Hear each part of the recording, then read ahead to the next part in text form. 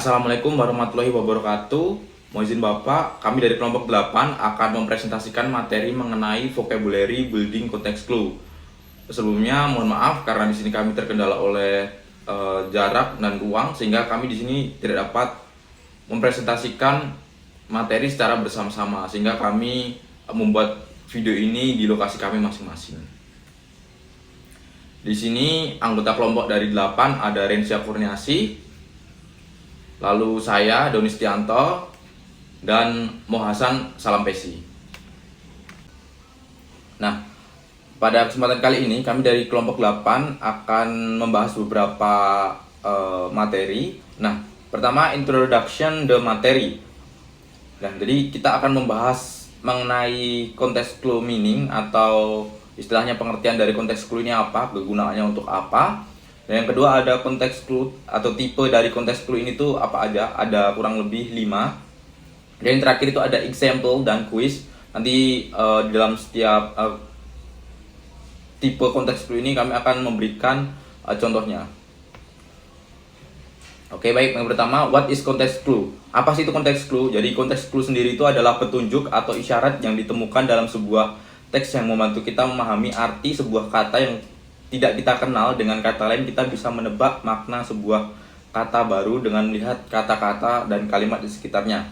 Jadi secara singkat, konteks clue sendiri itu berguna untuk istilahnya memahami sebuah kata yang mungkin masih asing buat kita atau istilahnya susah, tanpa kita perlu membuka kamus atau membuka internet. Jadi kita bisa tahu arti katanya itu apa sih. Kurang lebih caranya itu kita menggunakannya itu dengan melihat kata-kata di sekitarnya. Jadi ada sebuah kalimat tuh atau paragraf, terus ada salah satu kata yang susah. Nah, jadi kita melihat di dalam kalimat tersebut itu bisa membantu untuk menebak kata yang susah tersebut. Nah, dengan cara tersebut kita bisa memperkaya kosakata kita tanpa membuka rumus atau membuka internet. Jadi kurang lebih penggunaan dan pengertian konteks clue itu seperti itu. Selanjutnya, nah konteks clue ini sendiri tuh tipenya ada 5 secara umum ya. Saya mencari di beberapa referensi, itu memang kebanyakan tipe dari konteks clue ini ada 5. Ada yang 4, ada yang 5, dan paling banyak itu ada 5. Sebenarnya saya juga mencari di beberapa referensi, itu juga ada bahkan sampai 9 tipe dari konteks clue. Dan di sini saya secara utama akan membahas mengenai 5 tipe konteks clue, dan nanti di belakang setelah pembahasan 5 konteks clue sendiri, saya juga akan menjelaskan 4 tipe konteks clue lainnya. Karena paling banyak referensi yang saya dapat itu ada 5 konteks clue tipenya, jadi saya ambil yang 5. Tapi untuk menambah pemahaman saja, nanti di belakang saya juga akan menambahkan 4 tipe clue. Jadi total ada 9, namun paling umum itu ada 5. Nah, jadi yang pertama ada inference, terus ada definition, ada example, ada antonim, dan ada sinonim. Nah, jadi kurang lebih untuk menghafalkan tipe dari konteks clue ini ada 5. Itu kalau disingkat itu IDES atau ideas. Ide. Jadi untuk menghafalkannya itu ide, nanti saya bakal kasih rangkum di pertengahan video ini. Nah, selanjutnya kita akan membahas mengenai inference clues. Nah, jadi inference clues ini muncul saat tidak ada penjelas langsung tentang arti kata, tetapi makna kata ditebak dengan menalar dari informasi keseluruhan kalimat atau paragraf. Nah, jadi inference clue ini sendiri lebih ke menalar katanya ya, sesuai dengan situasi dari kalimat tersebut. Dan di sini untuk inference clue ini nggak ada signal words kalau bisa dibilang. Jadi kita itu harus benar memahami konteksnya, jadi nggak ada signal words-nya. Nanti bagi yang belum tahu apa itu signal words, nanti bakalan di selanjutnya ini bakalan ada apa sih signal words itu. Jadi kurang lebih inference clue ini lebih ke menebak atau menalar dari seluruh kalimatnya. Jadi tidak ada signal words-nya. Nah, contohnya di sini ada after run a marathon under the hot sun, she felt completely dehydrated. Nah, jadi di sini kan konteksnya tadi kan dia itu setelah berlari maraton di bawah di bawah panas matahari, dia merasa completely dehydrated. Nah, mungkin eh, mungkin beberapa dari kita masih ada yang kurang paham apa sih itu dehydrate ini yang saya cetak tebal atau bold ini. Nah, caranya itu kita dengan melakukan penalaran. Nah, di kalimat sebelum dehydrate ini kan ada after running a marathon under the hot sun. Nah, secara nalar kalau orang berlari di bawah sinar matahari itu otomatis akan merasakan panas. Nah, ketika kita merasakan panas, itu bakal merasakan rasa haus. Nah, makanya di sini kalau secara nalar dia itu kan she felt completely dehydrated. Nah, dia berarti merasakan kehausan karena dia telah berlari di bawah sinar matahari. Nah, di sini saya tulis dari konteks dia kan lari di panas, di bawah panas matahari. Otomatis kalau orang lari di bawah panas matahari itu bakalan butuh air. Nah, kalau dia kekurangan air dia bisa menyebabkan dehidrat atau kehausan atau kekurangan cairan. Itu kurang lebih untuk penalarannya. Nah, di sini juga contoh yang kedua, the fisherman left the sea early because the wave looked treacherous. Apa ini? Pokoknya yang saya bold itu kalimatnya benar-benar, bahkan ini kalimat katanya ini baru saya dengar juga, treacherous ini. Nah, bagaimana kita tahu arti kata tersebut? Nah, caranya kita melihat kalimat sebelumnya lagi. The fisherman left the sea early. Nah, nelayannya ini tuh dia tuh meninggalkan atau pergi dari laut lebih dulu. Jadi dia itu baru ibaratnya baru menangkap jaring atau pancingan, tapi dia itu balik duluan. Because the wave, ombaknya terlihat apa? Nah, otomatis kalau dia balik duluan, di sini ada kaitannya dengan ombak. Berarti ombaknya itu terlihat mungkin bisa juga besar kan? Maksudnya besar itu otomatis kayak mungkin ya besar lah. Jadi otomatis itu berbahaya ombaknya.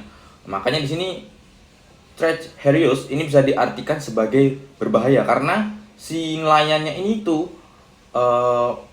balik lebih awal dari biasanya karena ombaknya itu. Nah, otomatis dia balik karena ombaknya itu berbahaya.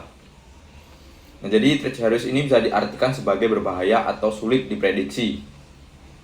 Nah, yang kedua di sini ada definition or explanation clues. Nah, definition sendiri itu adalah jenis petunjuk konteks di mana arti dari kata yang tidak dikenal, dijelaskan atau didefinisikan secara langsung di dalam teks yang berupa kalimat atau frasa yang sama atau di dekatnya. Nah, jadi definition ini sebenarnya tipenya yang cukup mudah. Jadi di dalam kalimatnya sendiri itu katanya itu sudah dijelaskan. Nah, biasanya di sini ada signal words atau kata kuncinya itu ada is atau are, terus that is, was atau were, means, called, known as, refers to, and definite as. Nah, untuk kata kuncinya lainnya juga ada biasanya itu tanda koma, tanda dases, terus tanda kurung. Nah, di sini untuk lebih memahami kita bakal ke contohnya. Nah, contohnya di sini ada finger links are. Nah, ini mungkin kata yang bisa dibilang susahnya itu di finger links. Nah, ini baru saya dengar juga ya kata ini.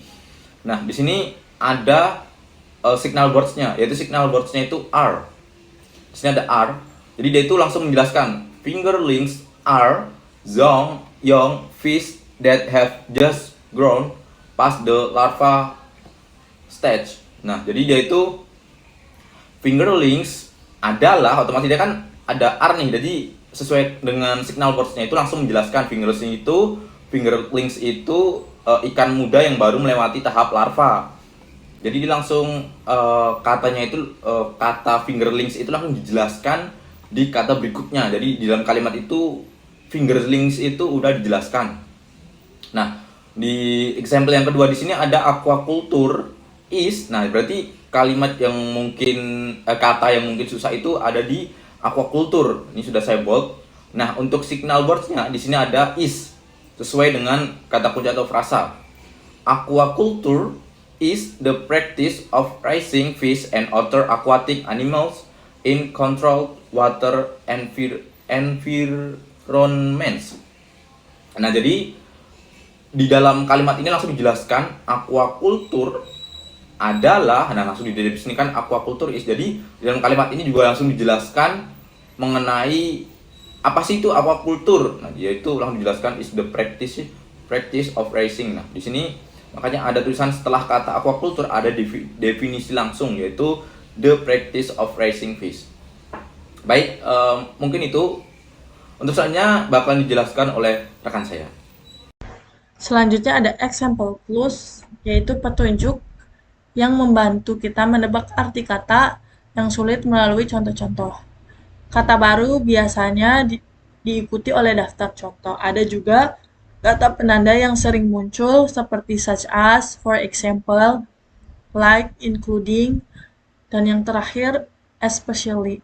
Ada juga contoh kalimatnya, yaitu yang pertama, many crustaceans, such as shrimp, lobster, and crabs, are farmed for export, di mana ada kata penanda atau sinyal yaitu such as, diikuti contoh seperti shrimp, lobster, and crabs yang menjelaskan kalimat crustaceans.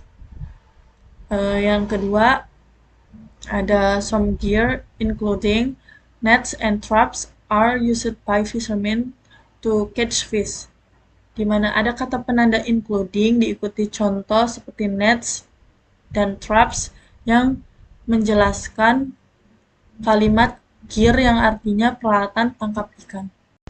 Selanjutnya ada antonymy clues, yaitu petunjuk kata didapat dari perbandingan atau kebalikan makna. Makna kata bisa ditebak karena kita tahu arti kata lawannya.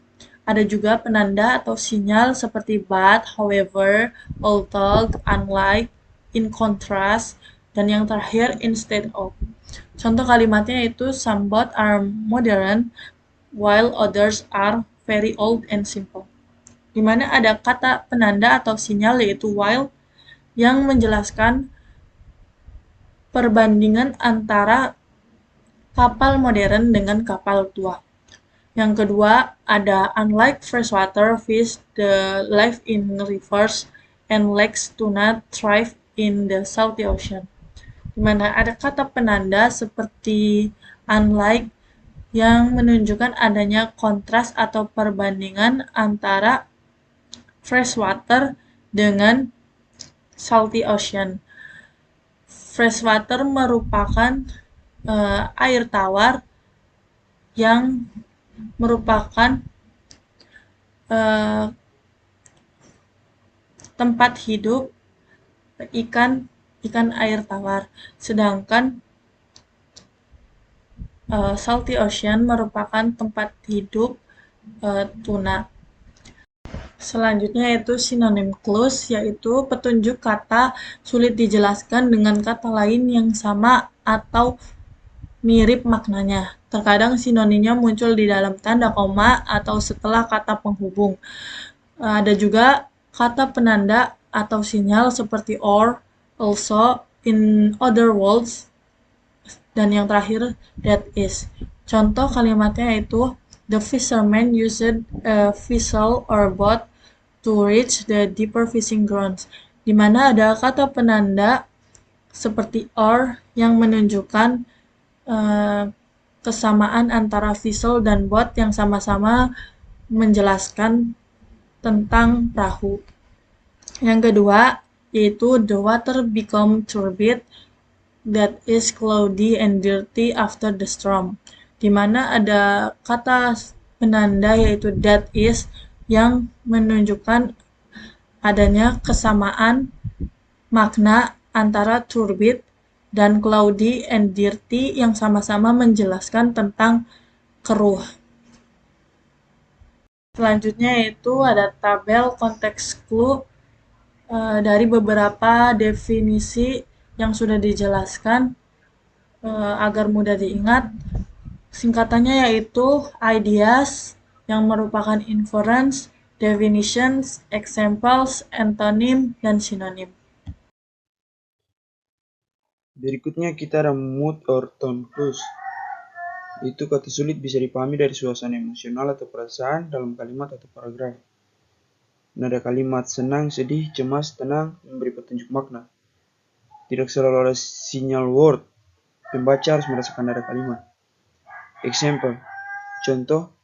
The fish float lifelessly on the surface, and the farmer start in despair at the pond. Artinya, arti kata despair, keputusasaan atau sangat sedih. Penjelasannya, suasana kalimat menggambarkan kesedihan karena ikan mati membantu menebak arti despair. Selanjutnya, experience clues. Experience clue. Kita menebak arti kata berdasarkan pengalaman pribadi atau pengetahuan umum. Biasanya digunakan untuk kata yang bisa dimengerti lewat logika sehari-hari. Tidak selalu ada sinyal word berdasarkan pengalaman pembaca. Example, contoh. The farmer ate more oxygen because the fish looked lethargic and barely moved. Arti kata lethargic yaitu lemah, lesu, atau tidak aktif. Penjelasan dari pengalaman, jika ikan kekurangan oksigen, mereka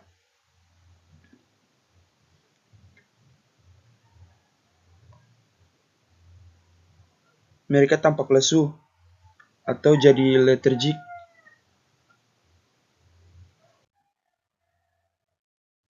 Berikutnya analisis or struktur clue.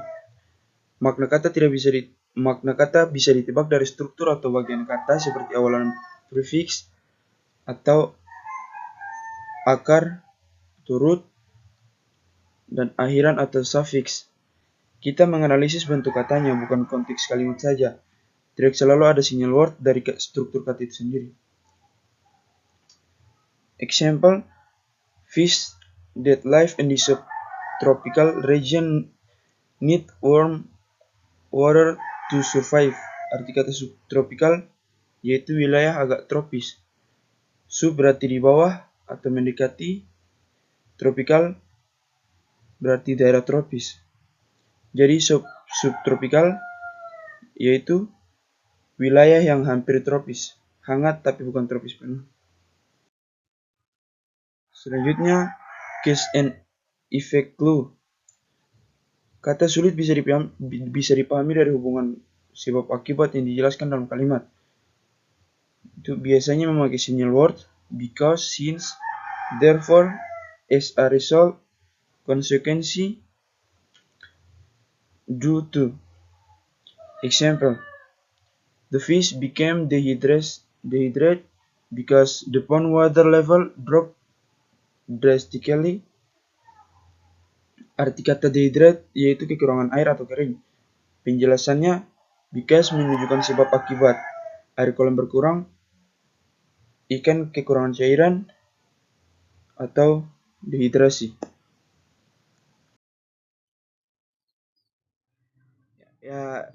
Selanjutnya kita ada contoh soal.